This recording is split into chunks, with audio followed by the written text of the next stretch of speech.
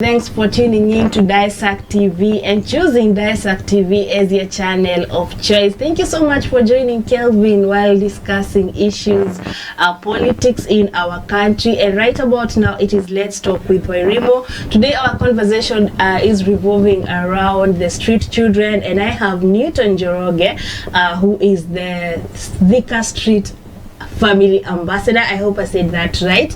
And just to brief you on the statistics in the Kenyan street family, it is estimated over 100 million children living in the streets in the world today. Streaming it down, 46,000 street families across the country. That is according to census conducted, I think, between 2017 to 2022. And out of that, over around 250,000 to 300,000 children are living and working in the streets. What could be the reason? Karibu sana, Mr. Newton. Karibu. Yeah. As you said it, and it's true. I'm Newton Njoroge, the Street Family Ambassador Thika. Yeah, the number of street children has been rising, and I think your figures must be correct, because there have been census done. I remember I did one in 2013. We have done another one recently, like 2017, 2018 there, and the figures might be ranging there. And narrowing down to our town Thika, or our constituency Thika, sure we can see the numbers, because you see, these are people you cannot assume you don't see. Sure. We interact with them every day. Anyone coming in Thika will notice that there are street children, and those who are keen enough will notice when the numbers are hiking, when the numbers are getting low. And several reasons have been helping in making them rise or fall. And among them being, like, for instance, when the NGOs working with them and the government agencies. Before we get to the reasons of why they are rising, let's know, where do the street families come from? Because when we talk about street families, we are talking about mature women and men, and we're also talking about the children. Sure. Yes. Now, where do they come from? From experience, I have worked with these people for over 16 years now. And I can tell you for sure, I have only come across only two adult. No, now they are adult now at the age of 26 there. And I knew them when they were about 10 or so, who don't know where they come from. All the others got where they come from. Majority of them, like 80 or 90%, will visit their people or either daily or at least a number of times a year, just as you do. Meaning they are normal people like you, only that they are living on the streets. And maybe their challenges are more than yours. And what makes them come to the streets? Probably that is the question you had asked. For so many years, I have come across many reasons. Some of them they tell me, some of them I understand. Because, after doing follow-ups and following into their issue, so you'll know exactly the reason that made that person come to the streets. And among these reasons has been family conflicts. These children basically are very intelligent. And remember, they have a mind that is growing. So it can, they will see things when they are too young, continue interpreting them. At some age, they will interpret and see these things are becoming too much. A good example is a case of a single mother who gets married to a guy who doesn't really want the child. They can fake and they can pretend and they can do what they want. But the truth is, from the time the child got to the life of this man, there are things you start reading and interpreting and noticing that are not needed. No matter how much the mother tries to convince the child that we can live here, the child is interpreting, and that has been the highest number of cases I have come across. Children who have noticed issues in their family, and they have felt that I cannot live with these issues, so they walk out and go to look for a better place to live. And most of the times, it ties up to peer pressure. Not really peer pressure from anyone, but peer pressure from they come to town, and when they are sharing these children, the other children they find there, what they are going through, they notice that, oh, so I was also going through the same, and when you go through that, now we are who we are.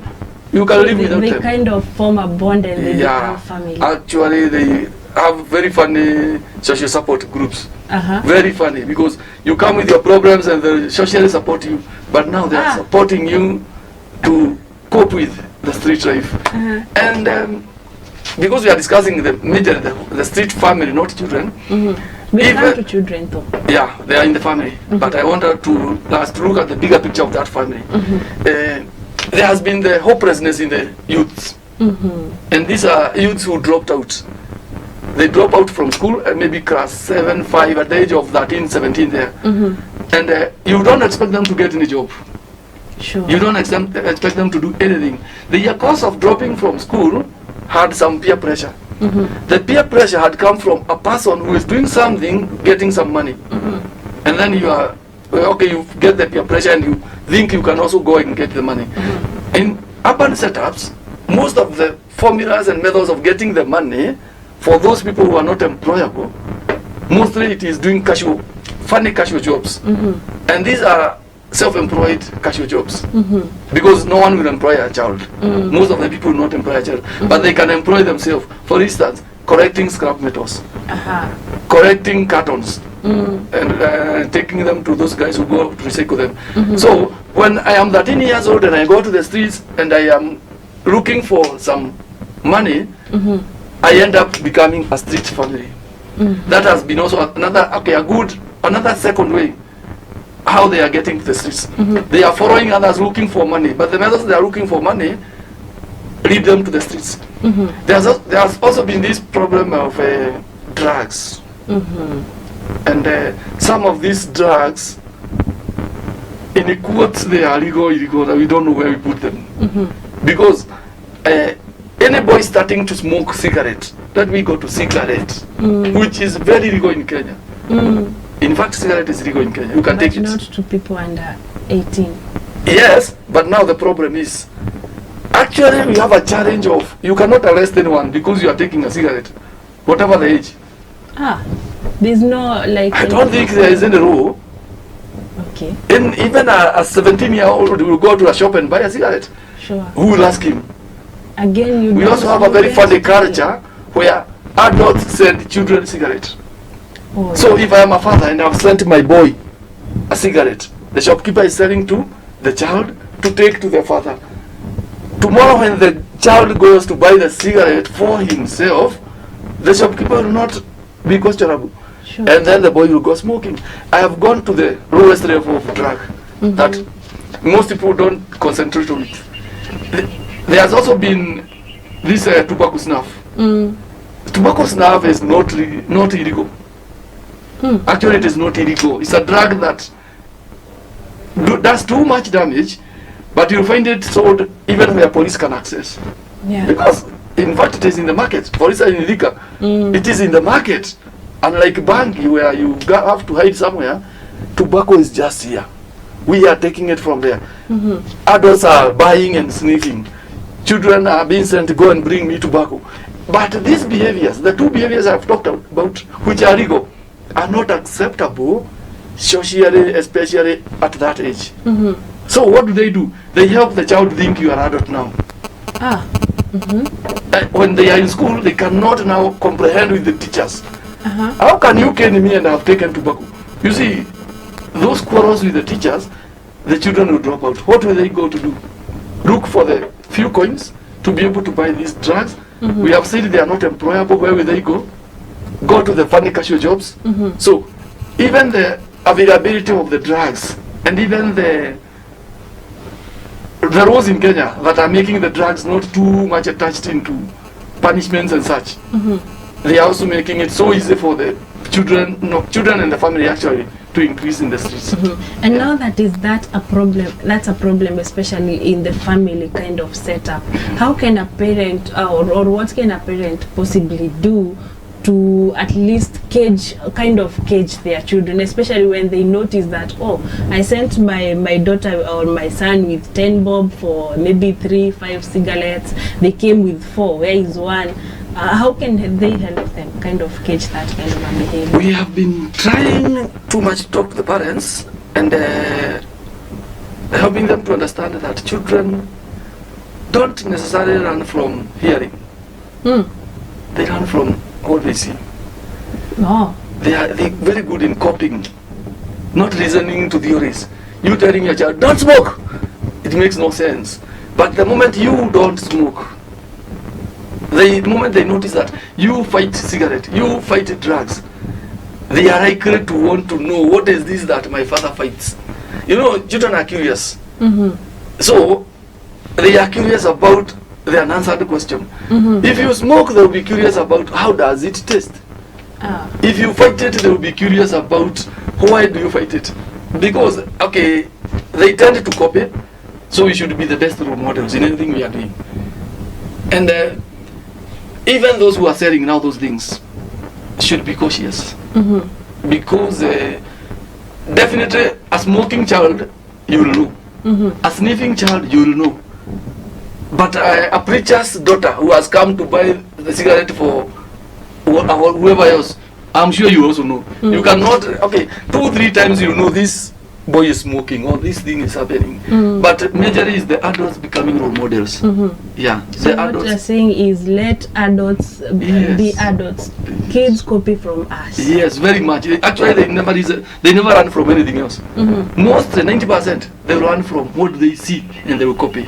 Yeah. And when we talk about let's assume that this child has already copied, and I have noticed that they are already kind of joining some kind of group, and I've noticed that maybe he was going to play for 1 hour, he now goes to play for 3 hours. What is my role as a parent? How do I help him now come back home? Yeah, being present. Because I didn't finish all the causes of the children going to the street. Another one would be the absent parent. Not father or mother, just absent, that parent figure. Because even the grandmothers or whoever takes care of that child, the presence of the parent figure, and not just a parent who is too much into, they use the word pemberezaring. It's okay. But you should be firm, a firm parent. Okay, whether things are working right or wrong, as a parent, say, the child will soon interpret and see. Most of the times they tend to react immediately, you tell them something, but when they are seated reasoning, they will remember that mom said, dad said. So being a present parent, say it is wrong where it is wrong, congratulate where it has been done right, it will work. Yeah. So what we are saying is, parents, be present for your children so that you can see what kind of behavior, if there is any behavior change. And the conversation is about street families. We've just indulged into knowing what is the cause of streetism, and don't go too far. This is Let's Talk with Wairimu on the Morning Dish TV. Thank you so much for choosing Dissect TV as your channel of choice.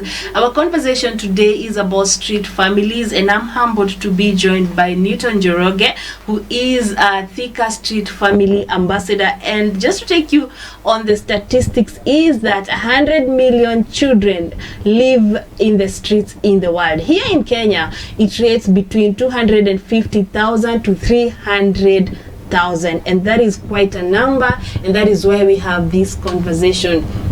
When we went before we went on break, we were discussing on the issue of parenting and what parents the role parents play in having their kids go to the streets. However, now that these children are already on the streets, or now that we already have these street families, when we see them, how should be our reaction? Well, we have come from the times when we used to fear them. Because I remember some times back, they would do nasty things like beating people with a human waste and such things. But now they are very friendly. Though they are friendly and smart. And those times they used to bully and snatch from you, just take anything by force and such. Now there's come a time when they are now very cunning, and you have to be sober. I always tell my friends and people I meet that we should use our brain and then followed by the heart, but not the heart first. Because, for instance, you find a case of just go to Thika town and you find outside the supermarkets there are mothers with children, and you'll find like 3 mothers with children and begging, telling you that, oh, please buy milk for this child. The child is very hungry. But the truth is, there are only 3 or 4 children there. And there are more than 10 mothers steady by, waiting that the one with the child is begging. After a few minutes, he will come and give the child to another mother, who will also now go and try his luck. Another few minutes, the same child will be taken by another mother to go and do the same. So, if you are not sober, you'll following your heart, you'll be too quick to just give money to go buy milk for the child. And I think that's where we go wrong. You come to the streets and you find a child and you start saying, oh, he's cute, very young, you are suffering, I come, I take you to the hotel. But to be honest, if he was your child, you have just quarreled and he has run to the street for one reason or two, you know, children are chicken, such things. If you find a mother buying your child that food in a hotel, would you be happy? No. Something is wrong. Before we start using our hearts and saying, oh, cute, come, you are hungry, I will buy you food, it's good to first of all be sober. Use your brain. Remember, this is a child to a certain parent. They have siblings. They are not all of them are not here. I'm not buying them supper to eat the whole family. So start sobering up and think, how better can I do this? If it is a genuine case, why don't I visit the home? Instead of buying chips, I take them misfra. They can cook and eat the whole family. Because if one is this needy, it means then all the others are needy. They are dying. Why buy this one chicken and the others are dying at home if it is genuine? Because you find that, as I have told you, I've worked for so many years with these children. Most of them even kill their parents. Technically, they will tell you, I'm an orphan. My mother and my father died. And you'll be shocked to take the next corner in town, find the mother doing something funny, doing something productive to get the child food, but she don't know that the child is in the streets. And as I have told you when you are starting, only 2 for the rest. In fact, I have come across over 10,000 street children, and in fact street people, more than 10,000. I know only 2 who did know their background or where they have come from. How do we know the genuine one? And yes, how do we tell? Don't bother yourself assessing genuine or not genuine. Just approach them with doubt, always. And when you approach them with doubt, you will be sober. When you are sober, there are channels where you can take your help. If you are really, really good in helping, as I told you before we started.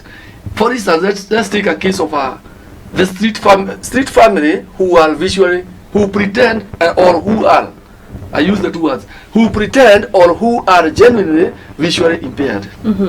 If you go like in a town like Thika, you find like more than 70% are pretending visually impaired. There's a good 30% who are genuinely visually impaired. Pretending, you mean a person who will close their eyes or use dark goggles or just pretending they are bright.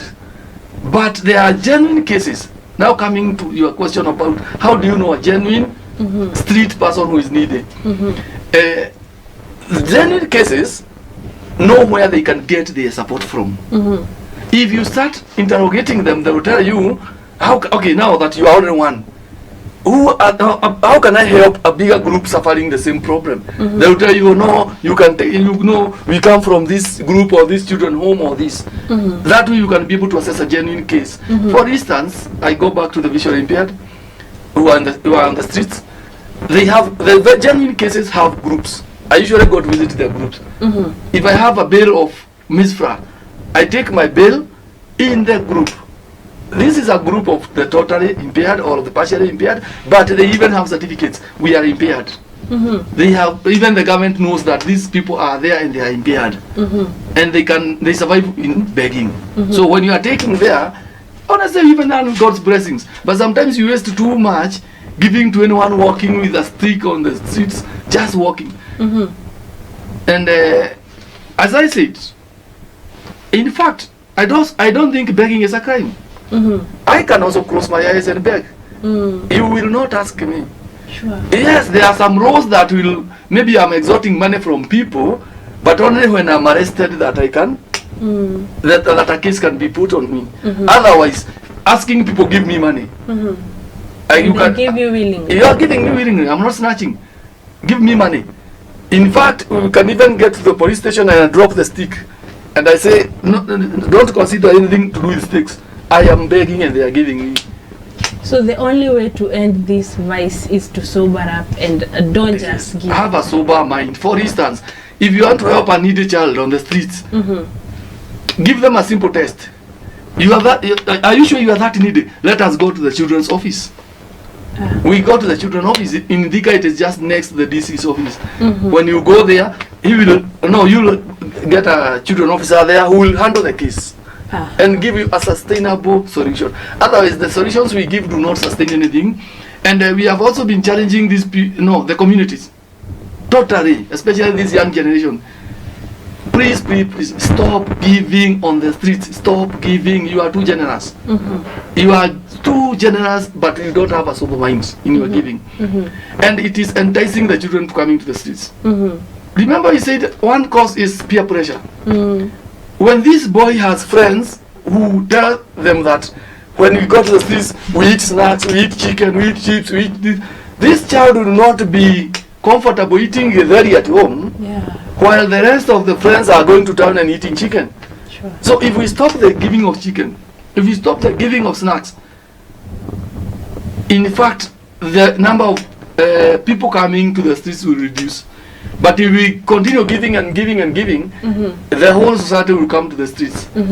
Now, in a case where we have roadiness in street children, because we know they graduate, some of them will graduate from being the good beggars to being the rough people. Like in Thika, a good example is where they harass even motorists who are parking.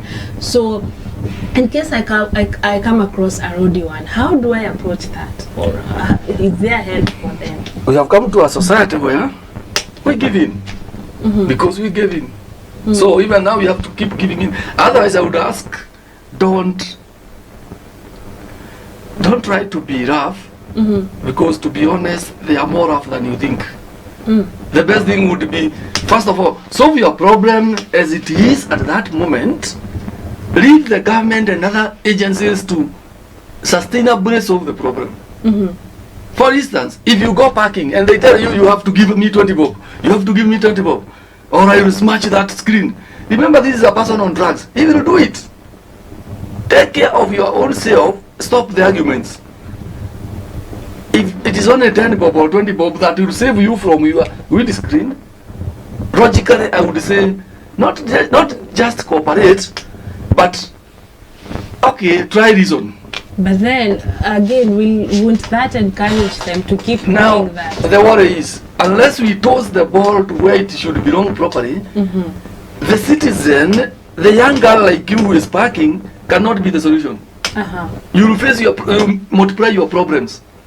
Because look, this is a society, this is a community issue, and you cannot be the urgent solution there and then. So what can I do? Do I report? Wait a minute. I said slowly by slowly. The agencies who should be concerned are supposed to wake up. The only thing we can do is to advocate. If you are harassed, the first step is cooperate and then raise the issue. First solution, because you might continue arguing, we start advocating while you are in the mortuary. So, for your sake, first of all, reasonably cooperate. Then from there, mention the issue. Say it. Let us all become advocates and say this is going wrong. And when we push the government and other agencies, they will help us in solving the problem. But solving my urgent problem is to either cooperate by being friendly or even giving what they want. I can tell you for sure, I never give anyone in Thika anything, and they might be more close to me than you. because they know I advocate for them. In fact, they are the ones who tell me park here. No one will touch this one. So the secret is to be friendly. One, be friendly, but don't be friendly by, okay, be friendly by reasoning with them. Not giving, showing them concern, because they are people. They will become friendly. They can even now tell you, park here, this one will not be touched in your auntie, itaguzo and such things. But only when you are friendly, not by giving so much. It is reasoning with them. We are necessary reason with them, refer them to the right places. They will know that this person is sober. They know. I am sure even the district children officer in Thika does not pay any parking because he has interacted with the community too much that they know who is who. They know that this person takes care of us. When you meet, you are discussing issues with them. How can we help so and so? So and so is in the hospital, and we were looking on how we can help. I will see how to. You see, such kind of reasoning. They will know that you are more useful than giving them the 20 bob. And but behind that, the government and the other agencies should wake up, because you see, there comes a time when they will take over. Sure. And it will not be an easy time. Yes, because remember, they are not sober. The first thing is that this person, as I told you, not sober. Somebody on drug you cannot reason. You cannot reason with. Yeah, so first thing is, though you are not using your heart, try to show cooperation. And then raise alarm. You are proper. No, raise alarm where to the right people. Others not screaming, because screaming they will still smash the car, they will do funny things, and you will become the enemy of that moment. So become the friend of that moment, but raise alarm to some other sources, not necessarily to attend your situation, but to know this place is hostile. And save the other people who will be coming there. Because, for instance, when you raise the issue in some groups and platforms, maybe police will be sent to that zone. They will save the situation, and the children, no, the street family will at least stabilize a bit. There will be no quarrels and such for at least for some days or for the moment. But if you try to argue, for instance, let me give you give me a brief thought. Imagine you are walking in Thika and they snatch your bag, and you resist with the bag. Definitely, what will happen is they will either pull you and you fall and you be scratched by the ground or such. Well, it was so easy to just release the bag. I'm not telling people to go releasing the bag. But then it has my documents. Yes, but now note. These are documents. This is your life. What is more important? My life. Yeah. Wow. Tell us how we can find you, Newton. This is an interesting conversation, and I feel like it cannot end today, so I'll probably maybe call you again to give the same thoughts on the same issue, on how maybe we can solve the street family issue, because clearly it is a problem, and it is a big problem, and the problem is to us, not to us who are meeting these children and don't know how to handle them. So I'd love to know maybe one of your major challenges where doing your work, as well as where people can find you. I know you're taking care of maybe some of these children. Where can people find you? Maybe for support. Starting from the challenges we go through. Very brief. Yeah, very brief. As you know how Kenya is currently, any moment you think of, okay, first of all, I would like to say that the government is trying its best, and it have shown us almost enough support, because when you go to the police, they are cooperating. When you go to the children's office, very cooperating. When you go to the chiefs, they are very cooperating, because it is an issue that needs everyone's attention to solve. But there are these other challenges that not everyone will be able to help you. Sure. A chief cannot give you food for these people. Sure. A chief cannot give you clothes for these people. A DCO will not give you maybe the stationaries you need to train these children on some basic things. We have a outreach center in Kendutu, where actually it is a drop-in center, where the children who are not going to school, who are selling those scrap metals and the cartons, they find like a rescue place where they drop in. We spend a day with them. We have tea and lunch, and we try to bring the sense of order in their brain, so that when we take them back to school, they can cope with the programs and the timetables and such. Because this is a person who has been having freedom doing anything. But now when you put some order in his brain, he will be able to cope. And we also do some retro non-formal education, showing them how to shape the letters, some few arithmetics here and there. And in the course of doing that, we use stationaries. In the course of doing that, they will have lunch. No, they will have the porridge at 10, and they will have lunch. These are things that come at a cost. And currently we are not sponsored. We depend on the well-wishers and the volunteers who drop in and help and such. And our major program has been providing for those things. Our major challenge has been providing for those things. We also give internship, and we would like to welcome those who are willing to do real social work, those who are training in social work but willing to really touch the real social work. It is not a thrilling field. You might think that working with street children is thrilling, but after some few days you find it is, it's okay, it's fun. You cope and you get on. So those are the challenges we go through. I've said our location is in Thika, and I've said we have an outreach center in Kentutu. But taking care of the street family in Thika, we also do a lot of outreach work in Thika. I'm always in Thika, attending them in hospitals, in police, in all over. So probably in Thika we don't have an office, but we have a mobile office, Newton, all over Thika. Where can we find Newton? Maybe you can give our viewers your contact. Yeah, actually you can just get me through my contact, and then we can sort the issues from the streets all in the outreach center. So my phone number is 0727 81 8209. Yeah. So that's it. Thank you so much for agreeing to my call to come here. And thank you so much. We've learned one or two things on how to handle the street families. So that's it for the day. That has been our conversation with Newton Njoroge, who is a Thika Street Family Ambassador. And you can join up with him later. Or you can call him or visit their social media pages. It's Newton Njoroge. So get in touch with him.